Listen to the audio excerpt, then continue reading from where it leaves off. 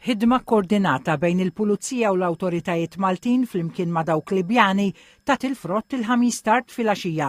Joe Mkalleja Matuk, Malti ta' 39 sena li kien fuq il-lista tal-iktar persuni mfittxija fl-Ewropa, ġie arrestat wara li kien lokalizzat siegħa u nofs bogħod mill-kapitali Libjana Tripli. F'aħbar imwassla esklusivament fuq tvmnews.mt tard il-ħamis filgħaxija, Joe Mkalleja Matuk kien arrestat minn uffiċjali Libjani li fl-aħħar xhur tħarġu minn uffiċjali tal-Forzi tal-Ordni Maltin.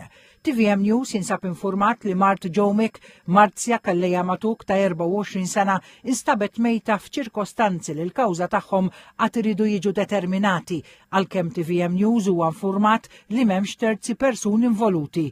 Sorsi informati qalu ma' TVM News li l-arrest huwa riżultat tar-relazzjoni u koordinazzjoni b'saħħitha li teżisti bejn l-awtoritajiet Maltin u Libjani. Qalu li b'koordinazzjoni mal-Pulizija Maltija, l-uffiċjali Libjani assistew b'mod immedjat biex fi ftit sigħat arrestaw lil Kalleja Matuk li prova jaħrab minn fuq il-post. Kalleja Matuk ħarab minn Malta ftit iktar minn 9 xhur ilu u kien tpoġġa fuq il-lista tal-iktar nies imfittxija mill-Europol f'Awwissu sena ilu. Dan wara li l-awtoritajiet Maltin ħarġu mandat ta' arrest internazzjonali għalih u ħadu azzjoni immedjata billi baqgħu anke jaħdmu fuq il-każ.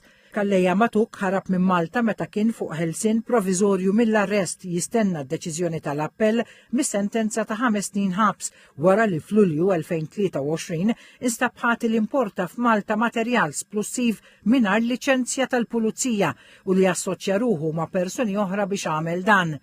Madankollu l-qorti tagħtu l-ħelsien mill-arrest fuq numru ta' kundizzjonijiet wara li appella mis-sentenza.